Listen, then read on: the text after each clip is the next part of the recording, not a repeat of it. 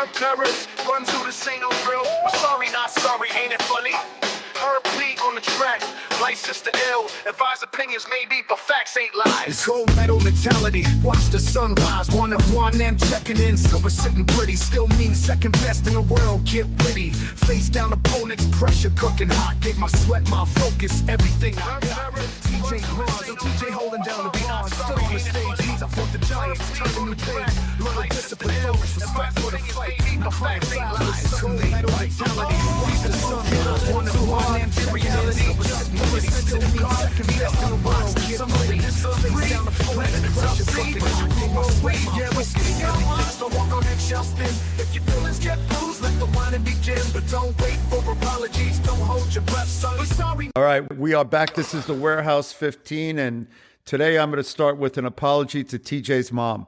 So remember that what we say here is in jest. We have nothing but love for your son. We are very proud of him. We were glad to find him when we found him, and then he found us, and he has done amazing things since then. And so I'm not going to say my usual tagline because for moms get a pass. So my mom. I was going to say, yeah, man. How you going to use the tagline? I'm not saying it, not using it. Everyone not using except it. for Mrs. Jennings. That's it. So moms get a pass. My mom defended me vehemently. Just for today, though. Just for today. Oh, no. That doesn't mean I'm not going to be me with you. I'm just letting your mom know why. No. Your mom, whatever she says. So like you said, I don't want her pulling up on me or whatever the street vernacular is. Yeah. So where's your mom? Where does your mom live? In Virginia. Where I grew up. A little bit more south from where I grew up. Does she have an open carry permit? I'm not gonna put her business out there, but she might. All right. Miss Jennings, please accept my sincere and dearest apologies, and remember that my name is Juan Moreno. Welcome, Coach Moreno. What do you got for us today? Man, I'm excited. I know we're gonna do a little video review. I mean, we got to talk about the camp that we had after the Grand Prix. We got to talk. Did we talk about that last time? I don't even remember. We got to talk about the camp. I just got back from Minnesota. I have some questions for the organization to shout out there. Yeah, man, I got a lot. I got a quote from one of my guys, Josh, that I'm going to talk about a little bit later. And the guy hit me at the right moment, man. Hit me at the right moment. Something that I needed to hear today. And yeah, I'm gonna pull that out in a couple minutes. But yeah, excited to be here as always. Mr. TJ, my most favorite and most amazing person, the gentleman that I look up to for Taekwondo technique and knowledge. And when I was writing my book, every paragraph in it was me thinking about you. How are you today, sir? I'm good, chilling. Actually, like Coach Moreno said, it's been a busy 2 weeks. We did have the Grand Prix Challenge. We had the International Exchange Camp at the gym out here in Charlotte, and then we went straight to Minnesota on Friday. I've been thrown into the epitome of what it means to be a high-level coach and a development coach all wrapped into one, and I commend these guys for what they've done and how they've done it for so long, because it is definitely a grind, being able to show up for the athletes every single day and work with them every single day in different levels and go back home and do it again on Monday. So for me, it was a good weekend. Very, very good, busy start to hopefully a long term of doing those kind of things at the gym, and obviously continue with the peak performance program stuff. So. We'll talk about that, but I just want to make sure you're okay, Young, because I know your little baby is in Japan, and I'm having personal withdrawals, and I know you are. I got no one to yell at. No one to tell what to do. I got no one exactly. I have nobody to lecture, and I can't yell at him because he's in Japan. But how's he doing? He's doing great. I'm going to try to find. Let me show you this. I saw that couple things that you posted. It was pretty cool, man. Yeah, what was that? He was speaking Japanese? He's speaking Japanese, man. This boy is like, listen. Yeah, that's cool. him being welcomed at the academy. And so we're just so thankful for the opportunity. And I want to thank my good friend Hussein Al-Masalam, who is the Director General and President of Swimming internationally. We've been friends for a long time. We met during my time at the Olympic Committee when I was working for the Olympic Council of Asia, and he reached out to the Japanese Football Association, their soccer association, and they've just been an amazing host. The club is Avispa Fukuoka, and it's an island in Japan, very hot. And Nico's just having a grand old time being free from me. Free from me. I thought I just heard you say something like, I can't believe, man, you're trying to send your boy abroad to get a girlfriend. You know, I think his girlfriend is a soccer ball, and I'm okay with that. So his how it should be. You know, he does soccer. When I was young, I had time for three things. I had time for Taekwondo. I had time for music and academics. Four things. There was the other thing, and the you know, but the kids these days are not. At least you're good at one of them. Yeah, exactly. I try to be good at least at one of them, and so that's all we had, and that's all I did. But I'm happy for him, and you know, Coach Moreno and I and you. When was your first time going to Korea, TJ? Ooh, I think the first time I went was in 2003 for they did a Pan Am Championship team. I actually got second that year, but that was back when there were no ranking points. So the number one person, I think, was Mark at the time. He didn't go, so they sent the second place person, which was me, and it was we went to Korean Open over there for the first time in 2003. Well, my year after I made junior team. You can only imagine you were there for that, and Coach Moreno and I went there and lived there and trained there, and I can remember my first international trip because I'm a New York City kid, man. I thought when I went I saw trees when I went to camp. That's the kind of kid I was. So when I went to Korea, you know, you land and the sights, the sounds, the food, the people, and it's so weird to be immersed in a culture where back then, no one spoke English. So you wanted to eat, you had to figure out how to say what you wanted. You wanted to get home, you needed to figure it out, or you had to walk. And so it was a great and humbling experience, but more importantly, just revitalizing. It's just amazing to go and do that. So for him, you know, to be immersed in Japan, I'm excited for we'll see what young man comes home. But then he's home for a couple of days, and he goes to Brazil, to Fluminense. Brazil. Yeah, so we'll see. That's pretty cool. Well, sure, he's not coming from Brazil because he's about to fall in love with Brazil. But, well, they're going to put him in, you know, Brazil. You know how Brazil is. So Fluminense has a training facility. What's the big city? It's on the outskirts of Buenos Aires, Brazil, or is that? No, it's Argentina, man. So São Paulo. So yeah, I'll have to look up where the training facility is, but he'll be secluded, and you know that's another whole style. I was watching. Did you guys watch that World Cup of clubs, dude? Yep. These guys, they play different soccer in Argentina and Brazil. These guys. Very rough. Rough. Last night I was watching Inter Milan? Inter Milan from some other club, and the club was from Argentina. And the two guys got in They got into it on the field, and then they were like, okay, let's go into the tunnel so nobody sees it.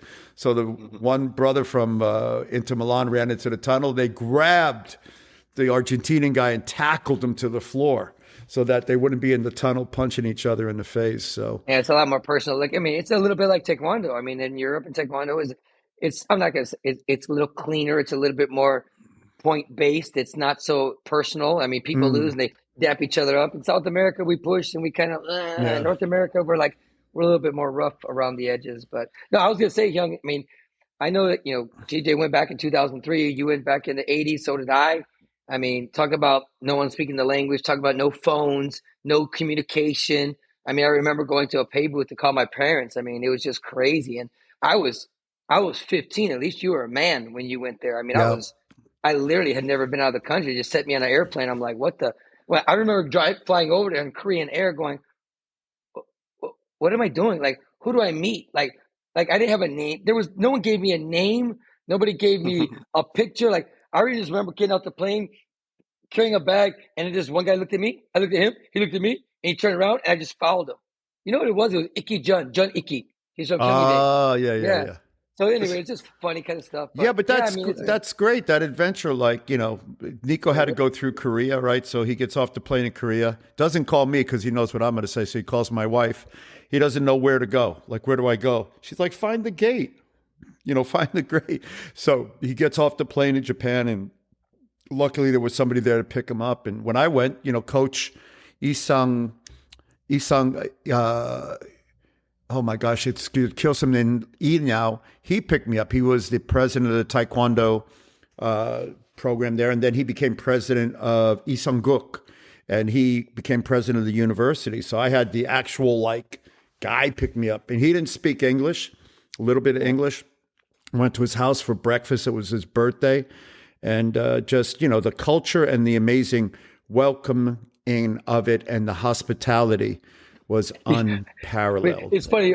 Let's get on to our show, but like it's funny because when I went there, like this dude, I was a kid. This grown ass man, he didn't offer to carry my bags.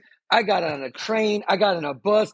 I go up, same thing to the to the one of the professors at Kyunghee's apartment with his family there. They put me in a room like I was like this. They put me in a room and I was sitting there. You were a pet. Yeah, and their daughter came in and tried to speak a little English to me. And then I remember they weighed me. And in my arrogant stuff, I'm like, oh, they try to figure out what weight category I am. but you know what it was? The guy that sent me over to Korea, they wanted to make sure that I didn't lose too much weight. They wanted to make sure I ate. You know what I'm saying? So it was funny. That's a crazy way. That, yeah, I mean, I didn't know that till later, but I was like, man, they trying to size me up. They know who's coming over here, man. That's crazy though. I never got a chance to train in Korea. Like through my whole Taekwondo really? career, No, never. We went over there for. I trained a little bit while we were in Korea, but like I never went to a full blown. Yeah. We're gonna go to a training camp, and I always hear the stories about all the miles of running in the morning, and then the billions of kicking in the afternoon, and then the thousands of fights afterwards. Chanting while you're running and running up mountains. I mean, That's when military the stuff. generation of guys that we came up with, like when I went to Chede, they had 45 of the best athletes in the country, men, in each division. They had 5 in each. They had 40 in each, and they had 5 from each, the top players. They went out and recruited them. So that was Park Bung Kwan, what was his name? Lee Jung-soo. I mean, they had, Myung Chan. From that particular program, I think in the '88 Olympics, they had 3 or 4 athletes that made that team. Park Bung Kwan, Myung Chan was there.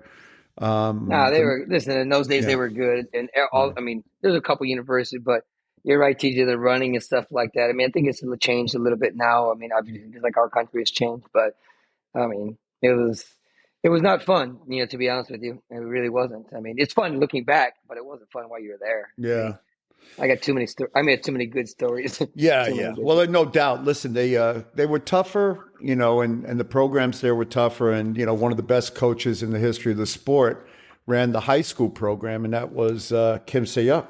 And his athletes and his program, he was brutal.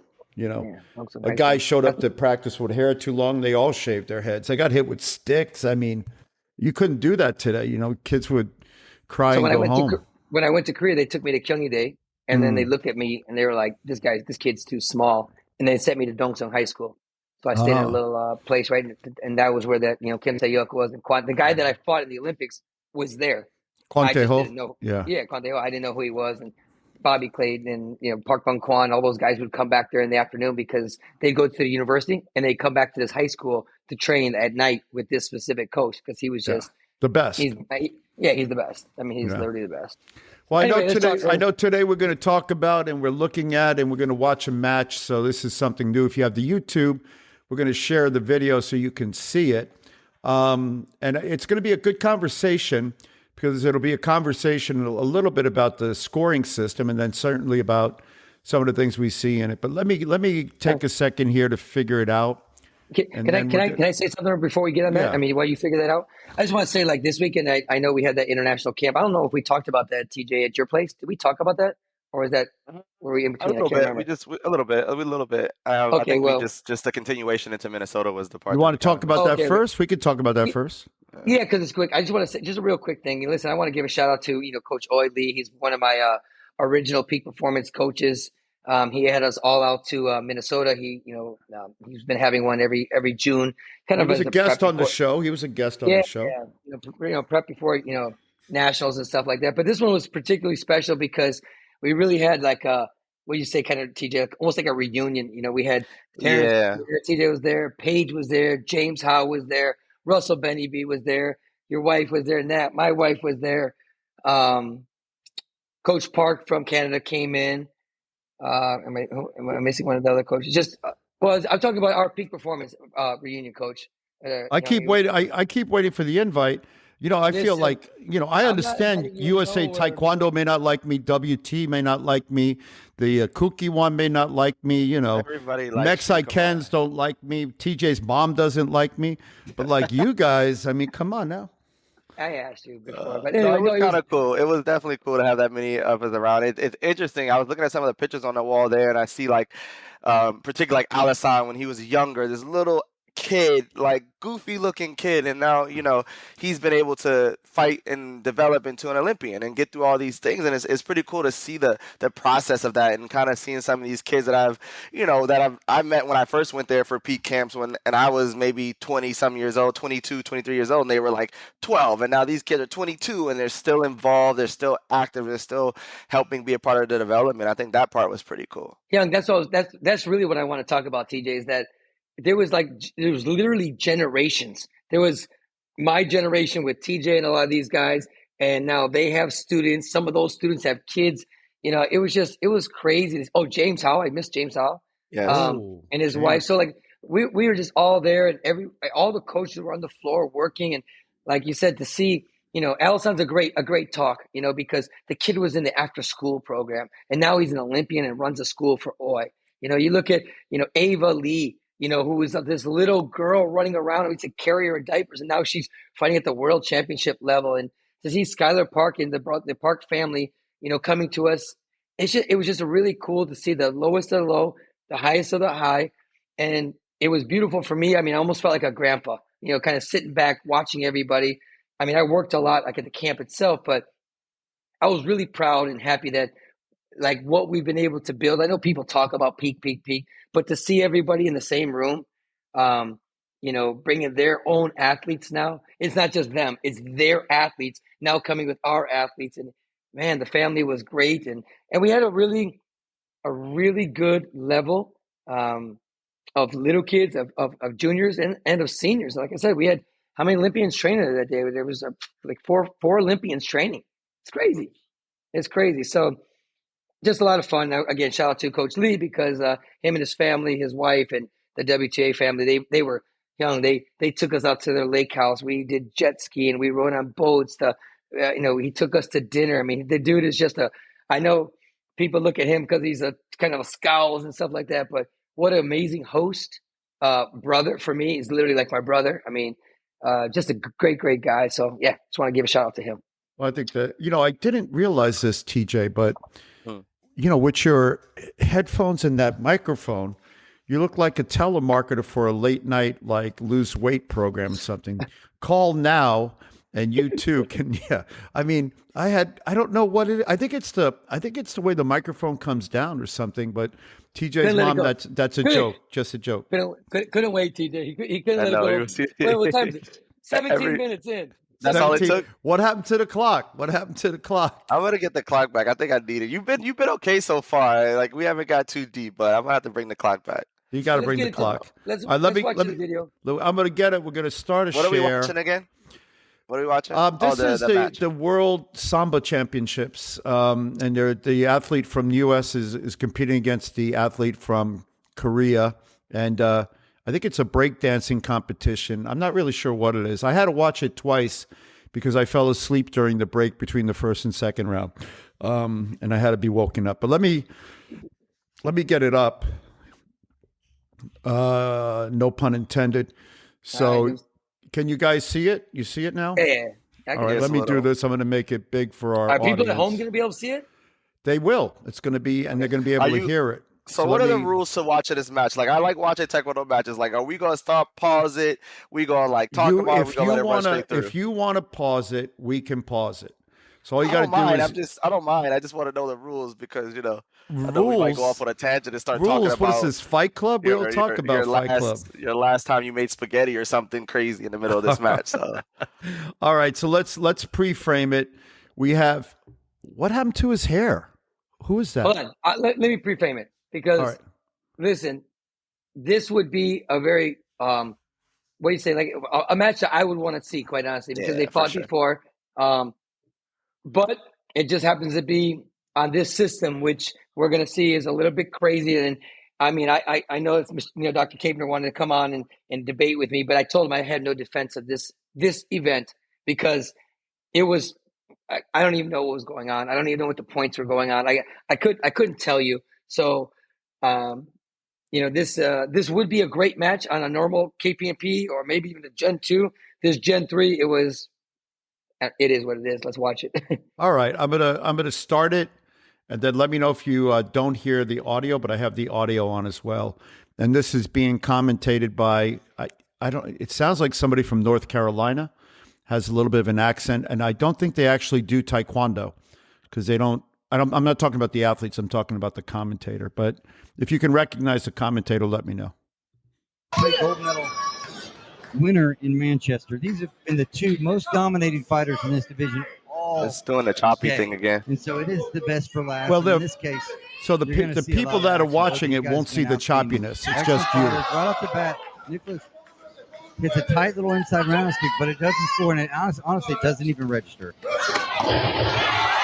Both guys score quickly, 2-0. I'll try to keep up. Yeah, but the audio's ahead. Are kicking it, and it's a beautiful. What was that? The audio's ahead, and I can't see what the actual exchange Well, is. the video is going to play in real time for people in the audience. So the commentary may seem, but that's just the way you see the video. But so right there, we're at 5-2. I'm going to bring it back we can get it. That's a problem right there. Yeah, we're going to go to that. Going to see a lot of action. Both these guys have been outstanding. Excellent fighters. Right off the bat, Nicholas hits a tight little inside roundhouse kick, but it doesn't score, and it honestly it doesn't even register. Both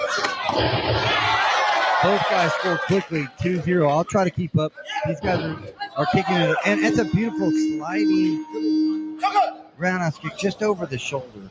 And that's the problem right there, right? So we'll stop it there for a minute because for the people that listened to it, there was all of a sudden out of nowhere, I couldn't see what it was. It went from 2-2, which I didn't see the 2-2 either. I saw one of the techniques. And then this one is where it stopped and it became 5-2. So Coach Moreno, can you tell us a little bit about this before we watch it? I'm assuming that there was a lot of phantom points where things were getting close, and coaches towards the middle and end of the tournament, they started using the card saying technical problem with the score because things were missing, and so they would watch it, it would miss, and they would give their card back. I think he asked for two things. Number one, I think it missed, okay, and later on you'll see they give the card back. They took off the 3 points, it went 2-2, but the referee kept his card, so that leads me to believe he asked for two things. And he asked for a spin because there was only one action by the Korean guy. I watched this earlier. He did a little spinning hook kick to the back. It's ugly. I didn't even know. Oh, it's ugly. He did no up. He did no roundhouse. He did nothing. That was the only kick he did, and 2 points went up. So by virtue of him spinning, he should have gotten 4. So I don't know. I have no idea how the referees, after reviewing it, did not see that the only kick the guy did was a spin kick. There was no other kicks. 2 points went up. Therefore, it had to be a 4-point play. So it should be 4-2 Korea, but it ends up being 2-2. Got it. All right, so let me play this a little bit further because they're going to show. They go back. I'm going to skip all this. They're going to show the video. Looking on a spin. Maybe he's looking for. So they actually show the video. So take away points and add points is what they're looking for. And interesting enough, so they show it here. If you look at the screen, format. So you can see that the foot never. He's talking about that hook right there to the body, which he should be hit with a stick for even throwing that technique. And then this is the point that they try to say that CJ scored. Well, the system said CJ scored. Well, and you can see it didn't go anywhere near or touch anything. Looking at, so. Are you talking about that face kick? Yep. Yeah. So I'm trying to watch it on my phone at the same time so I can be on the same spot at least. See how it misses? See right there. Yeah. It went over the shoulder. Yeah. Is there a team from Great Britain here? There's that. I think that's always, that's been a issue I don't know. Well, it feels like I've always he hated might that. hit I've the did that headgear, since but we were it came doing up push See legs it here? more for the face than Yeah. 3 points, and even electronic helmets. Like And very well stuff could gets chase. close, It's it hard doesn't to get tell. close, and Well, let's talk about most that coaches for a don't want to minute, risk their because cards to. it's obvious But that then making you that kick didn't even come. That kick didn't even. The toe didn't even glance or touch anything. It was Right, literally right. a kick to the top of the shoulder. Young, there was all kinds of stuff like that, even to the body, like spin kicks where people clearly block things. Spin kicks and 4 points were going up. I mean, there was stuff to the back. I can show you little video clips, like spinning hook kicks to the middle of the back and 5 points going up. It went from 2 to 10. I mean, it was so much. I don't blame the coach and the athletes because you couldn't keep up with it. So Yeah. if TJ's in the chair, he's watching the fight, he's looking at the scoreboard. You don't even know what's going on. It was so crazy. Yeah, That's why I said I can't and even comment. I watch a lot of Taekwondo like you guys, and I don't understand. But let me go to this next section No, here. but like real quick, like Yeah. my problem with this and the problem with the way it's still scoring, and I'm gonna go a little bit more. I think where we are in this day and age, it's still a crazy match because these athletes were able to over adapt and still outscore and still figure out do all these good things. But this system goes back to what was it, 2022 World Championships in Guadalajara? Right? Yeah. Like it was the same the first day when they said it was because of the pool water. Remember that whole thing? Yeah, yeah. And you had What? people going, yeah, the water in the room was affecting the signal, something weird. But you saw the same thing, people getting swung on and hit and not being touched and getting bonus points for not coming close. I mean, so this for me, I know the shock value because it was so much in one place, but this system has been doing this. Like this is not new. All right, let's watch You a little know? bit. Let's watch a little further because Beg your pardon, but then the So they pain took will the go. face kick off though. hard for me to tell. Yeah, they did Angle. take the face Yeah. kick off. They saw they have a better angle than us, and we'll go 2-2. Like that, in fairness, that was a decent up ball. Yeah. They are absolutely crushing the chest protector, and they're not coming. But like you said, They're but they don't score. But now watch that. Where did that point come from? Yeah, Which that's what one? I'm saying. They literally There's a swing to the back. 3 right here. It Swing was to the back. 2-2. Oh, yeah, I see. I'm Yeah. watching Now it I right could now. actually. I should slow it down. Let me slow it But down. did they take it off for holding or no? No, not this one. Not this one. Let me slow it down. Just a little bit. Yeah, but he's honestly for this system and any system, the Korean boy's good at that. Like he hits that a They lot. may not be Yeah. hitting them, but they're Now Right watch here, this. they are Right, watch this. absolutely crushing the chest protector. Yeah, it swings into They're the not back. coming. Not that one, There's the your next one. traditional double Right. Next one, right here. That one. He does that a lot. That is He What wrapped was his that? foot. He He wrapped wrapped his his foot foot. around back. He He does just that a hit. lot though to a lot of people. The first one he did. The second one, you can see his foot like wrapped pretty good. So what do That's you where get he's- 1 point for? What do you get 1 point for? He The got a deduction, he come fell. Yeah, he fell. So CJ Oh. got one deduction. Got it. I Got mean, it. Got it. The Korean got a deduction, so he got it. But Got it. but- Got it. All right. nice tight short right leg, but does a great Let me put it back to regular speed. so you're right, CJ. They took it off. Got caught holding is what the referee said, so they'll waive off those 2 points and give them a deduction. So he did the same technique twice, and then they called it with the a second minute one 30 left in the when it round. scored. That was close.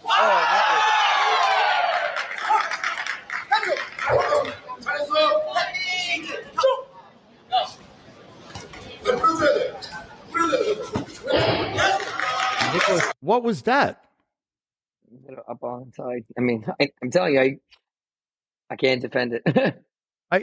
Yeah, what happened? Like, where did those points come from? And I think a little But front it was leg up on 6-3. it. All right, so it's Okay, 6-3 for those that are listening on the podcast. Another mystery point, 6-3 for Nicholas and versus Sol. I'm about to watch this thing. Yeah, go back to Nicholas. So Nicholas. And the Korean scored and that was a loud technique, and he got 2 points, 6-5. Back and forth we go. Both guys looking to spin. Now he's going to get a minus point, right, for falling.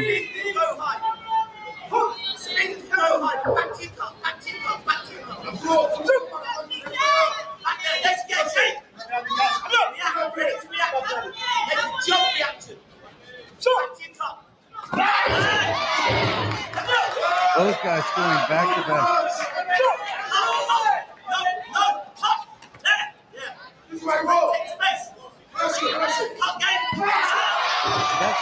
Now that was a decent punch, right? They scored it. They scored Yeah, it. they scored that.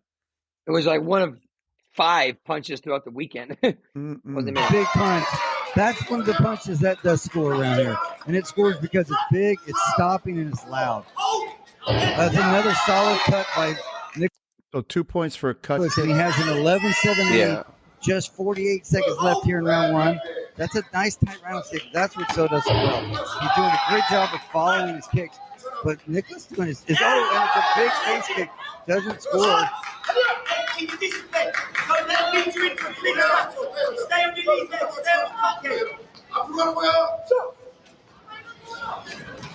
Look back. And Sol does a great job of weathering the face kick and the spin, and then inside right leg, nice and tight, and that's what he does so well. Both guys straight body shots inside.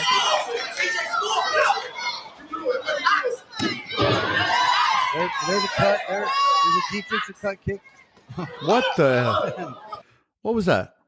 He's tired. A sort of a turn. Look at These guys are always like this. I mean, the score at this point, the score is 20 to what?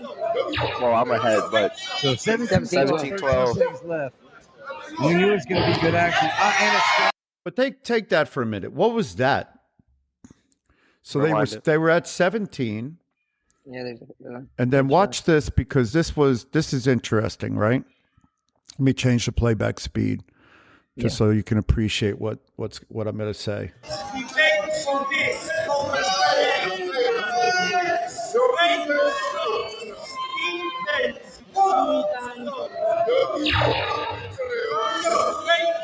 So 17-12, 13 seconds left. 3 points go up here. How was that? It's the same as the first one. That was as bad as that's as bad as the first one. Yeah. Do it again one more time. Okay. It looks like it gets on his shoulder, possibly. See if you can go even slower, Young. Oh, I can go slower. Think about that. That's 2 points he didn't get, 3 points that he just got. That's a 5-point lead.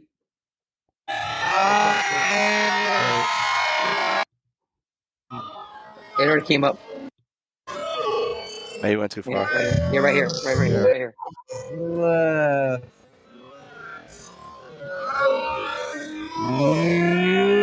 Yeah. I mean, that's as bad as the first. I mean, it's actually it's as bad as the first one. That left leg backside should have scored. This system's dumb, because I think the left leg backside after the face kick, the left leg to the backside should have scored. It was nice, flat, and wrapped. I don't know. And a sliding axe kick that scored, and that's big. That takes it to 20-12. I mean, really, it should be. I mean, he's going to continue to press and follow.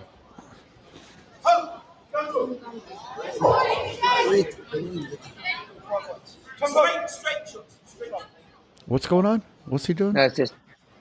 That is dumb. Yeah, it's. But like you look at that 3 points up. What he's checking for, in my opinion. You know my problem with this? Even still, there's 4 deductions in this right now. It's 4 deductions and 2 deductions, all in the span of 2 minutes.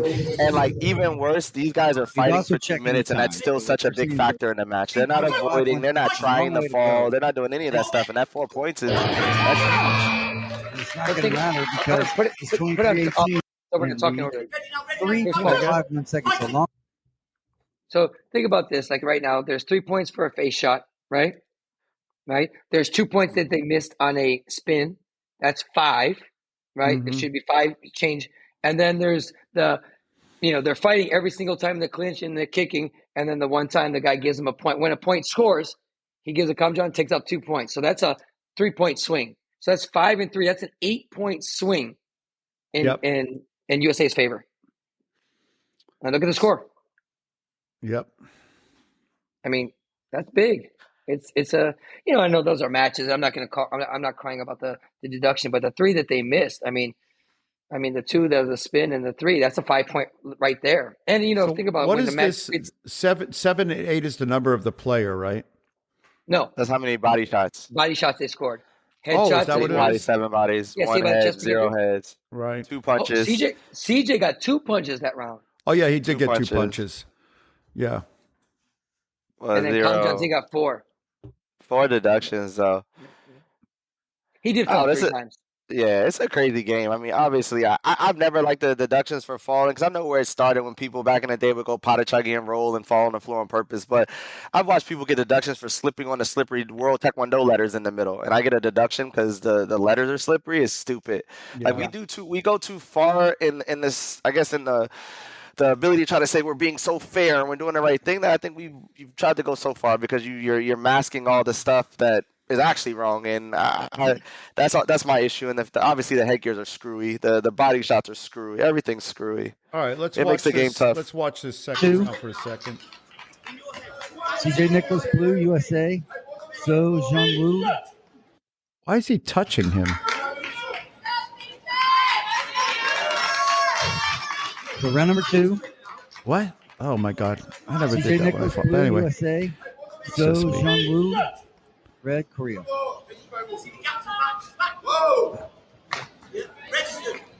Yep. What? Wait, hold on a second. What was that? 2. He just puts his Did foot he there spin? and hit the second. No, he did double. Oh, he hit up kick on. twice. Yeah. So I didn't even see it. That's wacky. Let's watch that one more second. I don't know if he. Oh used yeah, I his foot. saw. For round number 2. CJ Nicholas Blue, USA. Sol Jungwoo. Red Korea.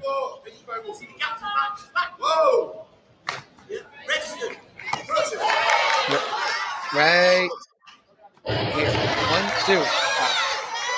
Man, I don't even. I mean, I guess. Hard. Sol does a great job. What was the 6 point? To the body. And then That was Let's also play an again. up ball. Yeah, it was an Yeah, up ball. close.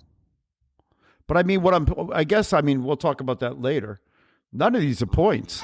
Like, they're points on this chest protector. So now he's down 6-0 with 140 to go. So to the body. But he does And another follows one. the double kick of CJ Nicholas with an inside round To get kick himself zone. back in. And now he's up to 6-0. It's funny because the Korean guy doesn't back up, and he backs up and he gets hit with another one. Watch. She's in control now. Right here. 6-0. Watch this. One more time. Not here. He's on the other side.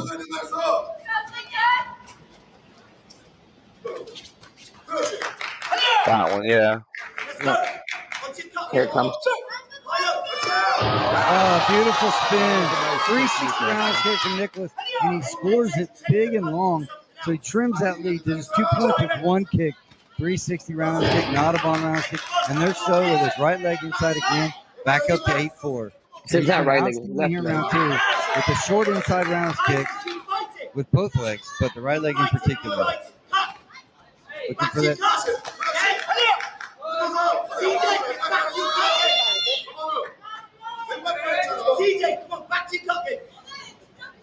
He's smart. He's taking his time. He's tired. And there's the short little cut kick that scored. And Nicholas trimming the lead slowly but surely. Down 6-0. Now just down 2 at 8-6. 50 seconds. And now 8-8. So working his way. What was that? I didn't see that. It's hard to see. I don't know if it's an up or Nicholas trimming cut. the lead slowly but surely. Down 6-0. Now just down 2 at 8-6. 50 seconds. That Side was kick. that weird. No, not a side kick. That's not even a side kick. What that is a nothing kick, but it scored. And let me explain. Let me just tell you what this is a great place to talk about that, this problem, right? So let's watch that for half a second. And there's the short little cut kick that scored. Here's where the point comes. Nicholas trimming. Oh, no, wait. Did it come Right here, in? right here. Let it go. Let's go right here.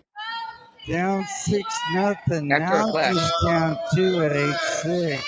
That's what scored. Oh, You just- it was a hook. It was a hook to the back. Body hook. It was a hook to the back of the chest protector that wouldn't be a point. If you hit somebody with it, the only thing you would hurt is the bottom of your foot when it Well, landed that's on the normal. floor. That's where we do body hook. They do body hooks to the back. They do body hooks to the front, to the face. I mean, But this day, it was really sensitive. 50 seconds. And now 8-8. So working his way back, both offensively and defensively. And there's those inside. But then the Korean does a weird hook to the body that scores. And both guys scoring back-to-back 12-10. You keeping up? Are you? And there's your first head kick. But Coach gets a roundhouse kick.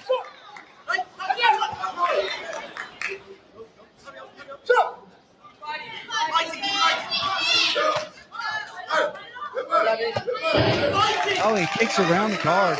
That's an incredible move by So, as he just kicks around the guard. Nicholas comes back with a double, follows his double with a single, and scores at 16-15. So 23 seconds left, and this is exactly what Taekwondo is all about. Tight matches, both fighters laying it on the line, winner take all in the final. This is round 2. To see another round, we're going to have to keep going. TJ Nicholas throws body shot, doesn't get it, does get one, throws a headshot, doesn't get it. Nicholas gets a head kick. So there it goes again, the mysterious head kick. So watch this. You guys still there? Yeah. All right, let me slow it down a little. I think this was again. I know I think we've probably seen this match. I'll wait till you guys are done. I've seen this match before, but like, I like that neither one of them went away. You know what I mean? Neither one of them went away. They kept taking shots the entire time. I mean, unfortunately, I've been doing this and watching these games for so long. This starts to look normal a little bit, other than the ultra sensitivity of the chest guard. But nothing, not anywhere near the face. Damn, that's true. Not even near the face. That's ridiculous. Hey, kick, like left leg, shoots it to the face. And Joe's going to spin. You know he's going to look for that turn. And it's close. That back kick is very close. Anyway, that's all we can watch of this because it's over. But 3 seconds left. There's no seconds left. It doesn't matter. All right. So anyway, let's go back to all of this. So, you know, just on first glance, for whatever it's worth, if you were going to count that, if you were going to look at that as a real match, and in fairness to the level of Taekwondo, and if you're going to score it legitimately point-wise, and this is not uncommon in Taekwondo, but there are a lot of points that weren't scored that should have been scored that were actual points, like round kicks. On the other side of it, the punch points, probably I would have given those 2. But the hook, I mean, the majority of the match was weird up balls, some of which were decent and most of which were crap. There was no stepping. It was linear with no complex motions of attack and retreat, counter. There literally is no counter matrix, meaning I attack and then I use that as a precursor to set up Taekwondo techniques. So my best example of this is trap back kick. I round kick, you try to pata-chuggy, I do back kick or back hook kick. You do double kick counter, whatever. None of that happens. So when you take all of that and then add the hook kicks to the body, the missing face kicks that score, what are you left with? And then the scoring system that can't discern what a pointer is or isn't. So what are you left with? What am I missing? you know, it's funny because, like I said, I think I'm a little numb to it. I'm very, very numb to it because I've seen this system do this a bunch of times. I've seen these kind of matches where, obviously, if we're just speaking very generally, the front leg rules the game. It's closer to the body. I can make contact early before you can make contact with your back leg. We're amazed and thrilled to see someone who doubles and triples or who changes up and does something different. It's exciting because the majority of the game is played a certain way out of safety, out of necessity of touching the chest guard, out of necessity of just getting close. So it's like I'm a little numb to it, but watching it back a little bit, it definitely takes the juice out of that match for me because they are both great competitors. It is a lively match. I've seen, like I said, the up balls, yes, here and there. The way he wrapped his foot, yes, normal. CJ's dynamic. CJ goes to the face. He follows. I think the only good takeaway for me to that match is that neither one of them kind of went away. They kind of fought each other and stood there. But you're right. And the Korean boy, to be honest with you, is a pace game. He's all pace. He's going to go forward. And until you get tired, and he's okay with going 3 rounds. I think this time, he wasn't able to get it to a 3rd round, but I feel like for him, that's always the goal. He fights a lot of tall, bigger 80s, and it's the same game. It's the same pace. He pushes them until they fall over, and that's like his style of Taekwondo. I think that's I think either you're technical or your pace. And those are the 2 options you have right now in this game. Not too much in between, you know? I mean, the great fighters do some stuff that's cool, but that's just where we are. Then you got to kick more to score more, and unfortunately, I know, love it or hate it, but that's where we are. Listen, Young. When you break it down, like there was nothing. It was linear. It was this. There's no steps. There's no checks. There's no rhythm. You're absolutely 100% right. But to TJ's point, that Korean guy, his style is he's short. He fights these giants. This dude, they say go, and you see him like the referees have to push him back half the time. He's all gas, and when he gets going, he wraps his foot. He hits pretty good and pretty heavy. But that's that style. Like I'm thinking in my head right now when I watch the heavyweights, Alessio, you saw just the opposite. They're checking, they're moving, they're counter up-balling, they're clinching. It's a much more of a chess match. Those two just happen to be all go. And when they get to with each other, it looks a little bit like that. Now, add on the scoring system, absolutely 1000% sucks because it rewarded some of that stuff. That's where, I didn't watch it like that. You're right. There was 2 face shots that probably didn't score. There was a back kick that should have scored, that should have had points added on. There was a front hand punch that should have scored because they told us illegal. Look at that. 6, 8, 9 points in favor of USA in there. That's crazy. That's crazy when it comes down to a close match. But I agree with TJ. This was 2 guys that figure out the system a little bit throughout the day. They got there and they just clashed. They just clashed, and one guy got the better of the system. That's all I can say on that one. That's really.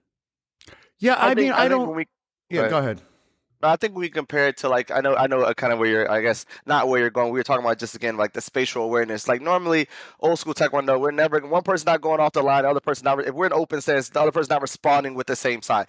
You almost got looked at like you were goofy if you did that. Like you were a bad training partner if you did that. If I started first and you kicked to the same side, I'm looking at you like, what the heck? But like I think 2 things. I think back then, whether the people don't like to hear it or not, if there were more bigger devastating shots. If you made a mistake, you could go to sleep really fast. Like that's just the reality. Whether it be a back kick to the ribs or something hard to the face, but we got into this era of Taekwondo where you can afford to take more shots. You can afford to take more shots. The risk of taking more shots is while doing those things, maybe something gets close to your face, maybe something scrapes, but it's not a fear of getting hit. So people are throwing a little bit more stuff. They're kicking the wrong side. They're back hook kicking to the other side. Those are like I call them finesse points. Those are finesse points of sport Taekwondo right now. Stuff that you would never throw in any way, shape, or form that's going to like apply damage to someone. It's just foot placement. It's just body placement. It's just angle closing and opening. But it's, again, like if you compare it to the 2, I think you can just, if we've gotten there because there's not as much devastating. We don't have to check off everything. I know they're going to respond. I know they're going to lift their leg to stop me. So I can throw a couple more risky shots or whatever you want to call them, or kick more without checking or motioning or moving. I can just kind of start and see off the clash or off the exchange, where do I go from there? So what I'm going to do, I'm going to give you, I'm going to do one more share. And this is a long time ago. So for whatever it's worth, right? So let's just watch this for 10 seconds. So this is the World Championships, 89. Yep. It's Quante Hill. And watch the level of. So that's my division.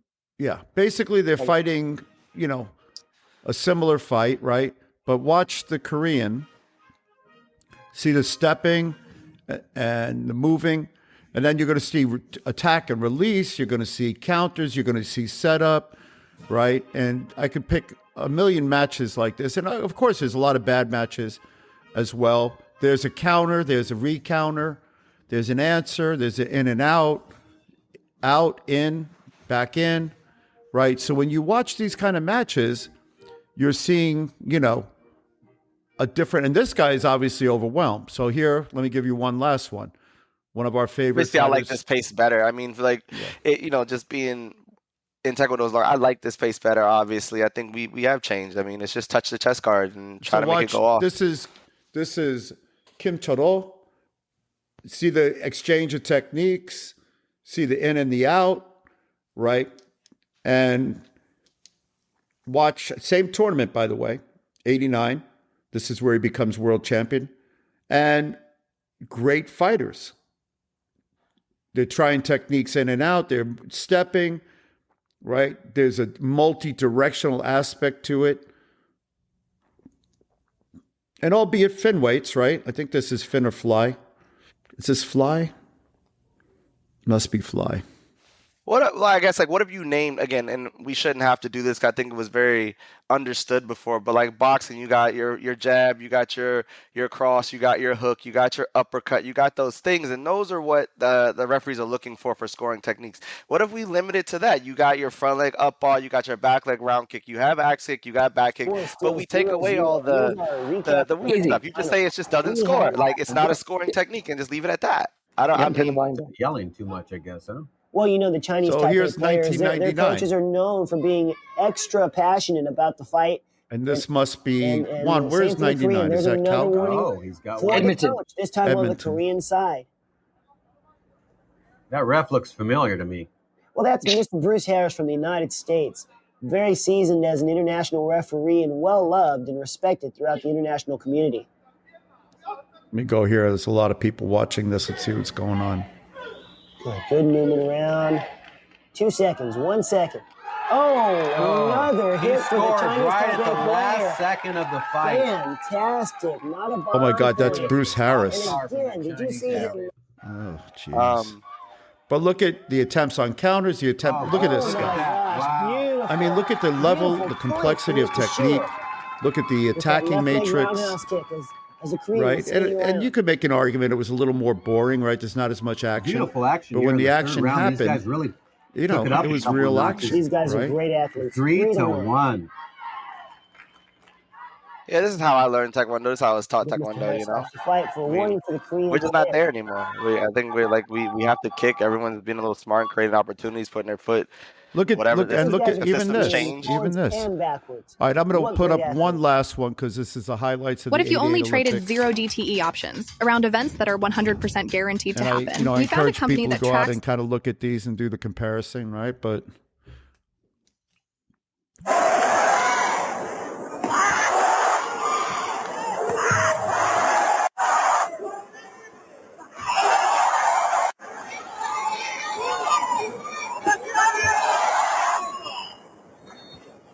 see the stepping, like right there, for example.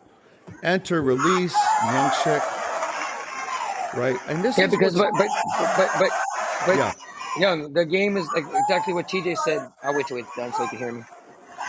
But look at, I mean, do you see the stepping and the multiple techniques, the combinations, and But this that's is what's lost. but the problem is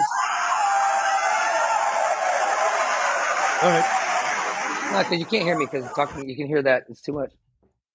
No, the Go problem is that it's just a scoring. Back in our day, you couldn't get touched because if you get touched and made a big noise or whatever, it was a subjective thing, and referees would push the button. So you were always stepping. There was no, like TJ said, now you take chances because the worst thing is you get touched, you might touch them. It's a 50-50 chance. So back in hear our you. day, you Yeah. didn't want to get touched. So it allowed for bigger points, in, out, traps, draws, motions. Yeah. So I mean, It's just crazy. I always tell people we changed when I grew up. We never took paddles or shields or noodles or had the person kick us and practice blocking. no. Like we just didn't. It wasn't about that. I wanted to make you miss, hit afterwards, change the angles, stop your attack from getting close and kick. And now we practice blocking. We practice the foot not getting contact on the chest guard, and we encourage it. Good, keep it away, shut it down, close it off, make sure it doesn't slide. So now, if your goal is to block and be in space to touch afterwards, then do you have to? I guess my question is, I love motion and movement. Let me start there. I do a lot of motion and movement based training. I do it for warm up. I do it for cool down. I mix it in. But like, I guess my question would be to you, Coach. Do you need it? Do you think it's a necessity in the game? Does that make you that much better? Does it give you an advantage in the long haul? Like, where do you think that fits in now? I think it you does. have to look. I think you have to look at it. Go ahead, Coach. I'm sorry. No, go ahead. So here's two dynamic players, right? Which we know both of them.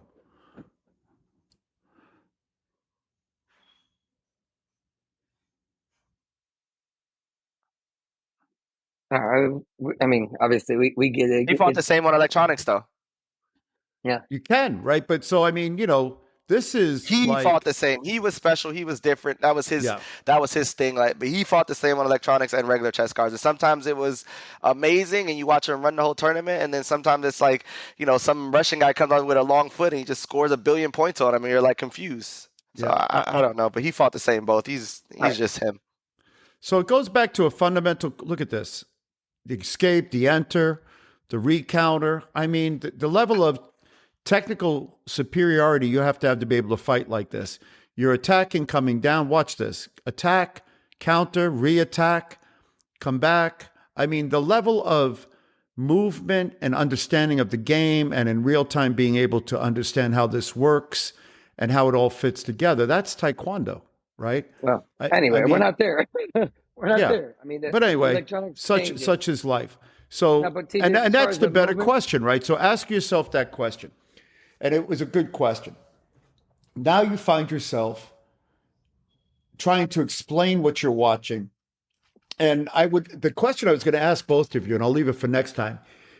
Could you think of one match at the Grand Prix Challenge Final Song and Dance British imitation accent contest that it was? Could you find one match in that you would say was a good match, and you could say, here's why we do it? Is there one match that you would say? Because I could go back to the 88 Olympics and I could pull up 8 to 10 matches that I would say, here's why I think this Taekwondo is better. I could go to the 92 Olympics and not any of my matches, but I could pull a few matches from that and say, here's why we do it. I could go to the 2000 Olympics. I could probably go all the way up to 2008 and say, here's why Taekwondo should be like this. And this is why we should reward technical and power equally. And here's why here's how it was supposed to work. So my answer is no. My answer is no. Yeah. My answer is no. Okay. There was not one match that I could go for. Was there some exciting matches? Yeah. Was there some crazy comebacks? Yeah. Was there some things that I, like TJ said, I'm numb to it, that I just say, yeah. But if you ask me to put a match that I just show the world, this is the beauty of Taekwondo, there wasn't a match. There's a couple of good matches for me. That's the same thing we talk. Purist, the guy that loves watching fights, but no. So that's the same thing we talk about each week, and this is why, Taekwondo has lost its way. And so my point is, the original reason Taekwondo mattered was we kicked better, harder, and more skillfully than any other martial art. And one of the reasons I didn't do, with all respect to my point fighting brothers, I didn't do point fighting is I didn't want to do that. Yeah, it looked like this. I didn't want to do that. That wasn't what I valued. I liked kicking people hard. I liked kicking people and knocking them out if I could. And I liked that dynamic. That's why I did Taekwondo, because I thought it was effective and I thought it mattered. And then the complex nature, Dr. Kaepmer, for example, when he studied at Dongsung and stayed in Korea, his understanding of the technical matrix of motion, empty and full space, and when it was explained to me, then I understood why I like Taekwondo. Because if you do Taekwondo correctly, for every attack, there is a counter. For every counter, there's a recounter. It fits like a hand and a glove. There are worse and better ones, but you can technically explain how it works and why. And once you understand that, that's why you need motion forwards, motion backwards, motion sideways, motion this, motion that. And when you see it done well, there was a guy that put up this video that I keep seeing on my feed on TikTok. And he says, old school Taekwondo challenge. And it's literally the step where you step forward, then you sidestep and hit. So you go forward to draw the attack, you sidestep, and when they kick, you're to the side. It's like Patachuggi moving forward. And when you watch it's a beautiful step. And when it's done well, it's so beautiful. And if you go like this and you step here and he round kicks, you back kick. And it typifies, it exemplifies what Taekwondo is, an option tree. The Taekwondo that I watch now, that we just watched, isn't an option tree. It's a zero-sum game. I kick, maybe I lift my foot up. If I lift my foot up, you lift your foot up, and whoever lifts their foot up and gets lucky scores a point. And because of the electronics. And it's not... Yeah, I just think we keep going in circles because you just said right there, it's all because of the electronics. It's not because the athletes can't do it or don't want to do it. No, they just figure out a way to score, and it's To all win. because They got to win. That's their job. Maybe win. if they did what TJ said, you can only kick with roundhouse kick, side kick, and axe kick and back kick. You can't do any of these other little things. Just like in boxing, you can't hit with the side or the top. You got to hit with the front of the fist. Punch. Right. Yeah, you don't fist punch. Right. So unless they fix the electronics or take the electronics, what they're not going to take the electronics out. They're here forever. They're not going anywhere. The best thing they could do is fix the electronics. Why? But why? Now, you've said that as a statement. I know you guys always say that as a statement. I'm going to tell you that there are sports where they've taken electronics away. It's not going back. Because they can't score. Why? You can go back in the old days without a phone, but it's not going backwards. Why? It's it's money. It's quote unquote fair. If they fix it, if they fix the system, and they can. You cannot tell me they cannot fix a system for a combative sport. They can fix it. They don't want to. Too expensive, to whatever it is. They can fix it. Our sport would be great if the shit worked. It would be great. They can't. The only way they can fix it is to go to a power-based system, because then all the nonsense techniques go away. So you can fix. Now you can. I'm going to give you. I'll challenge you to do this.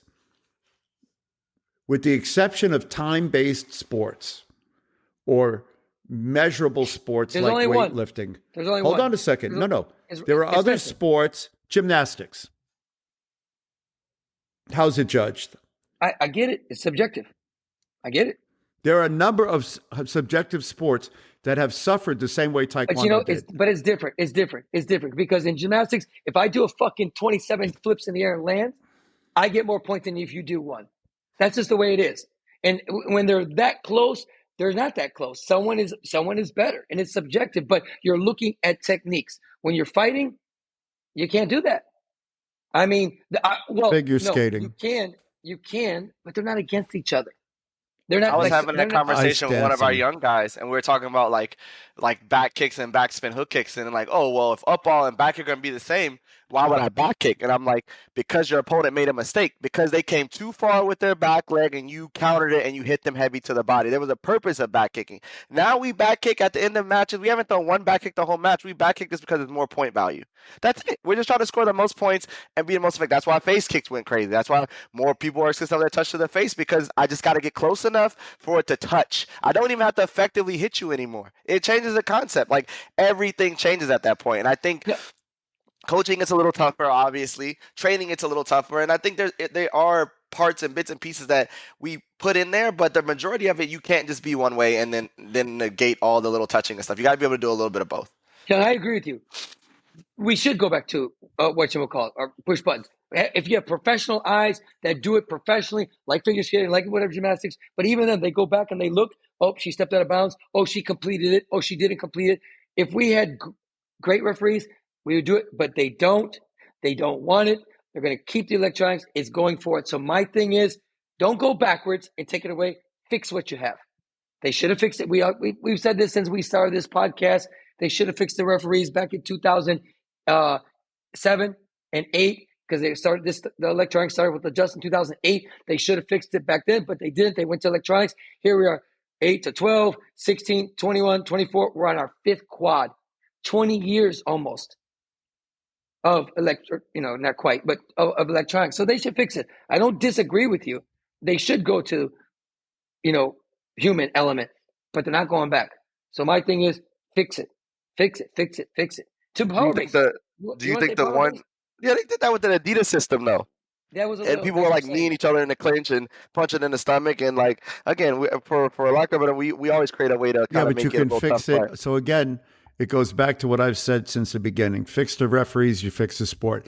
So you can have a combination of both, but as soon as if you can't fix the referees and you don't trust the referees, either because they're inept, unable, or corrupt, then you have the same problem, because you can fix the Adidas or the power-based systems by letting the referee take away illegal techniques, and you have it in all sorts of sports. If somebody takes a shot in basketball and their foot's on the line, the referee can say it was on the line. You don't. I got the fix. You want the fix? You go for one quad, cadet and juniors, and now under 21. Everything goes back to old school. Take the electronics off and let this generation of kids fight like this from cadets to juniors to under 21. The referees, you're gonna need special referees for that. And then you can show with your data, with your winners, now that we have all that stuff, that it can be done with referees pushing the buttons, scoring it properly, and then you could re-enter into a Pan American Games or Olympic Games. You know what I'm saying? Like, you could do it, because right now they say, oh, but we need these. No. If you're a cadet, you're a junior, under 21, you fight under these rules. And it's training referees, it's training a new generation of people. You'll see those people will adapt to what you know, Herb, what I know, more power-based, more explosion-based, because referees are not going to – there was not a referee in the planet that would score a hook kick to the back. Oh, no. There's not a plan to score a little sidekick in the clinch. They wouldn't even look at it. They wouldn't even flinch to it. They'd be looking for big shots immediately. The Koreans, the Iranians, the Turkish, the Americans, the Russians, Brazilians, everybody would just flip the scripts just like that. Then you would have a base of people. You can go to the Olympic Committee and say, here we are. Here's how our Olympic format's going to change. And when it's successful, when it looks amazing, we'll be done forever. We'll change forever. That's the only way. One for president. Well, I'm gonna give you guys some homework, because it's over an hour, so we gotta wrap it up here in a minute. But I thought this was a good exercise. 2 things I want to talk about. All right, go ahead, go. I'll give you homework later. Okay, real fast. Change 2 things. When is the Olympic procedure supposed to be produced for the United States? How long? A year before the process starts. So in other words, let's say you say a year before the process starts. So in other words, and there's a logical reason for that.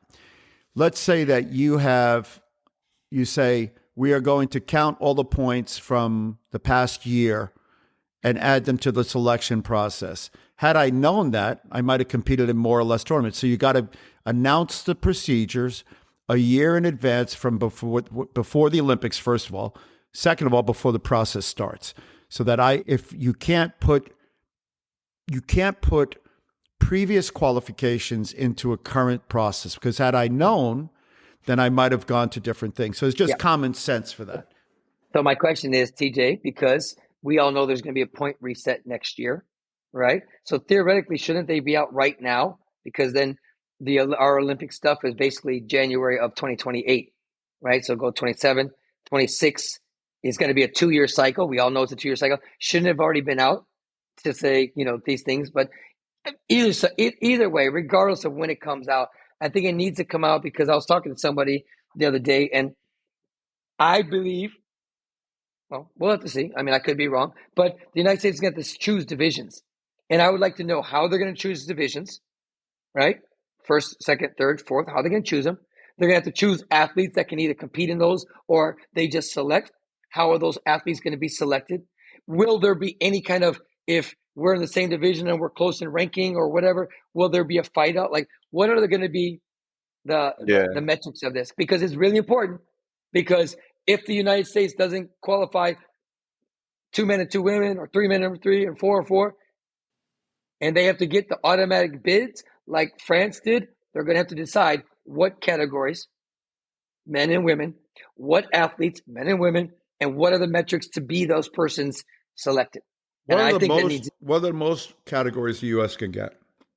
2. Oh, no, 4. Every country can get 4. If you qualify for the ranking, top 5 in the world, and fin, fly, welter, heavy on both sides. That's the most. Get a total of 8.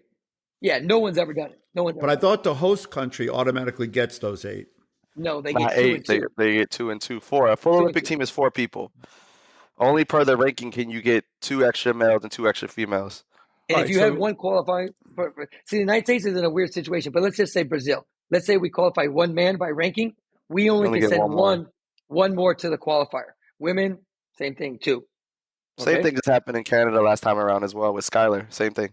Skylar qualified direct, so they only had 1 Olympic division up for contention. Correct. Yeah. There you go. So the U.S. can get a total of 8? They could, but I mean, I want to say it's all 5 would all athletes would have to qualify top 5. Wouldn't it make more sense for the U.S., if they can, to qualify guys who can make the top 6? Say that again. Yes. In other words, if they have guys that can qualify Then they take those, they make those guys qualify. Then they pick the other two that couldn't qualify. No, but you can't do You that. can't do that. What do you mean? As You the host only- country, Right. as the host country, for example, let's say you had two men that qualified. Let's just say CJ and John Healy. Let's just say they both qualified top 5. You're in. Right. But the women were number 8, 9, and 10. Right. As the host country, you can go, we want these two, and we're going to forfeit those other women. We don't want them. Or we can say, we'll take the wild cards 2 and 2. So when we're in the top 5, all of a sudden top 6, the 6th person comes in, they get it. And then as the host country, we take the number 4 seed. It's a weird rule, but that's what they do. So I never guess my understood that point rule. is, Like Grand Prix, if you it was had the people 9th that- seed, and Olympics is the 4th seed. I never understood why the host country got a better seed or worse. or Like worse France, seed, depending on France what you had the do. two Yeah. number 1 women's seed, and they went to number 4. Yeah, but what I'm trying to figure out is how many. So my point is, if the U.S. can qualify 2 people guaranteed, or they get 2 people that qualify by points, they can still Two get and two. 2 girls, 2 guys, basically. Yeah, but let's say 2 qualify on the men's side, and then you have to use 2 of your host cards for the women. Aren't you left with 2 host cards? 4?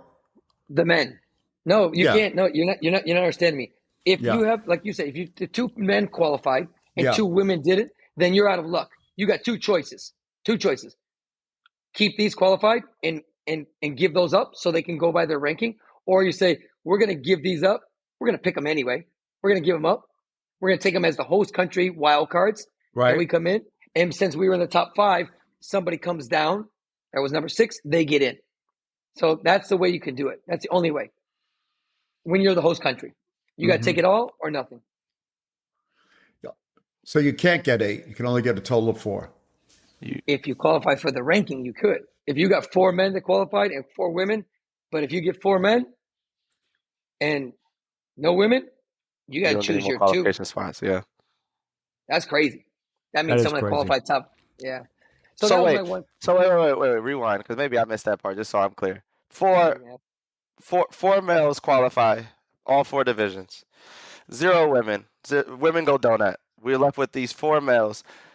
There's 4 of them. We don't get to take all 4 of those spots. We'd have to choose 2 of those spots. We could, but then we don't take any women. I see what you're saying. So then we go 2 and then 2. Yeah. Okay, yeah, we're on the same page. I thought you were saying, like, for whatever reason, if 0 qualified, but if I said I could still send 4 males and go no Olympic team for women. You could. That's an option, right? Yep. Because that'd be Okay, 4 okay, people. we're on the same page. Okay. So You'd anyway, be better off taking the women because they have a better history of medaling. So my other question was, so that was election or selection procedures. We just opened a can of worms, but I think they need to be out there because people should know. But then my other question is, what if athletes are getting money as stipend, should it be, if you're in the national team and some people are getting stipends and some people aren't up into the world championship, fair or not fair, based on if you're at the academy. So if I'm an academy athlete and I'm going to the world championships, I get extra money. If I'm not at the academy, I'm in California and I just happen to not be at the academy, but I'm on the national team. Should I be excluded from money? No. Or should I be getting money is given so athletes can train, and there's an argument to be made that the athletes that are not at the academy should get money more because they need the money more. But I mean, the reality is that, they should use the Herb Perez Olympic funding model. And my funding model is really easy. So I take a full team to a world championship or a Grand Prix, Pooh Bob or whatever, or the British version of America's Got Talent. And I bring you. You win your first match, I pay for your hotel room. You win your second match, I pay for your plane ticket home. You're talking about after the fact. You lose, you lose your first match. You owe me money for your plane ticket to the event, and good luck getting home. And you don't have a hotel room to stay in. So at that point, I'd be get what you're funding saying. No, I performance. get what you're saying. I think and maybe quote me if I. By the correct me if I'm wrong. way, I would have gotten home and had my hotel paid for with all my international tournaments, with the exception of one. Yeah, I think we had I think at one point they were using the ranking to have people fund it too. That was also a part of the process. So if you were someone that was performing at a high level or within a certain ranking, obviously, again, we're talking about thinking ahead. That number would expand now with the number going to zero, blah blah blah, and all those things. There's still an option for funding just through the pure ranking. But you're 100% right. Now it's again we're in the same era of. It's a lot. I think that the funding being kind of like you said, solo to one room. It's favoritism. In other words, there's a difference between encouraging people to participate. So the Olympic Committee has done a lot of studies on this, and the studies go like this: where does money matter most? So does money matter as incentive? The answer is no. Money matters on bubbles. Kids on the bubble of performance, podium performance. That money matters because that's going to help them do things that'll make them medal potential. If you gave Joe Blow, Gene Blow, $1 million if they win an Olympic gold medal, it doesn't help. It doesn't help them. That's if money, if I win money. You need money to prepare, to train, to do whatever else. So if you have a kid who's at the academy, has no expenses, eating bangers and mash and no expenses, then you have a kid in California in Temecula and needs money to get to his training, needs money because he needs to buy a car so he can go train. His training facility is an hour away, needs gas money and food money so that he can train 6 hours a day. Arguably, that kid needs more because his expenses are more. Yeah. That's my point. I'm just asking, listen, if they have money to give to some people, shouldn't they spread it out to, some of these other people, especially in this day and age? We know cadets aren't getting paid, and juniors aren't getting paid. Need-based. I mean, and again, yeah, I've heard through the grapevine there might be some extra money given out to people per month up into the World Championship. So if that's the case, I'm like, man, they should give it to some of these other kids that aren't at the academy, that have to pay for their own training, have to pay for their own travel, have to pay for their own. When you remember Doug Lewis, when he did those figures for us and he told us how much money Taekwondo has in the bank, they're actually at risk of losing their 501c status because as a 501c, you can't profit and you can't bankroll money unless you show why the money's bankrolled. So if USA Taekwondo and Jay and Steve and that clown show, the last Jay and Steve is from Clerks, the movie. Now we have it internally. If they're bankrolling that money and paying for their plane tickets to go to Korea and drink soju and eat bulgogi, and they're not funding the athletes and the athletic pipeline, they're violating the 501(c)'s purpose and mission. And actually, they're slick. I mean, they're gonna put it somewhere, somehow, some way. But the fact of the matter is, we know that athletes at all these levels are not getting money, and most of them aren't getting paid for it. Maybe the big events like World Championships for seniors, of course. But my question was, if there's extra money, I think they should spread it to everybody. Did you say the national team members were getting extra payment leading up to the World Championships? Or you said they should be getting extra payment leading up to the World Championships. I think that some may be getting extra. So it's not like that's not like you're on the national team and this is going to be given to you because you're on the national team. Like everyone, the entire national team. Oh yeah, for sure, for sure. TJ, you know what a yoke is? A yoke? A yoke. No, Coach Moreno, you know what a yoke is? A yoke? No, I don't. I know what egg yolk is. A yoke, I don't think that's what he's talking about. Y-O-K-E. So there's a yoke. And back in the day, yoke was something you did to somebody. It was like if you hooked the guy in the face for speaking out of turn. But a yoke in colloquial parlance is that. But in real life, a yoke is something you put around an ox or a mule so that they can drag the plow. So as long as you allow yourself to have a yoke on, which is what most members of USA Taekwondo do, you're dragging the plow. So at some point, USA Taekwondo, its membership, its lifetime members, its regular members, its $50 members needs to throw the yoke off. So if you continue to allow them to do this, they'll continue to do it. It's not until America and the athletes in America say stop paying for the British coaches to live in Great Britain and not coach here. Stop paying for the unsuccessful coaches here. Stop paying for the unsuccessful organization and the plane tickets of Jay. I saw another picture of Jay in Korea eating kimchi and drinking soju at another world event. At which point are you guys going to stop paying for those plane tickets and start paying for the cadets to go perform? So we're paying for They got cameramen and stuff like that, and little announcers paying. They're paying Yeah. but they're not paying for these kids. But anyway, we'll talk about a little bit about the All more right. money and the award I'm going to be getting from USA Taekwondo too. I didn't Real tell quick you guys. before we go, you said someone came to you and they had a quote for you, or it said something you like a. Yeah, What was yeah. that? What was that? Let's end with that, and then we'll get out of here. I'll drink no wine before my time, or Mex I can because I could. What was it? Actually, this is funny because I say something similar to this a lot, but it wasn't a quote. This guy wrote it, so he said, and I love this. He's like, I used to carry the weight of everyone's problems. I used to carry the weight of everyone's problems. I give my best advice, invest my time, and take every setback in my circle personally. Like I said, like I had failed them somehow. But over time, I learned that people have to walk their own path. I can't take it to heart when someone chooses a road that leads to struggle.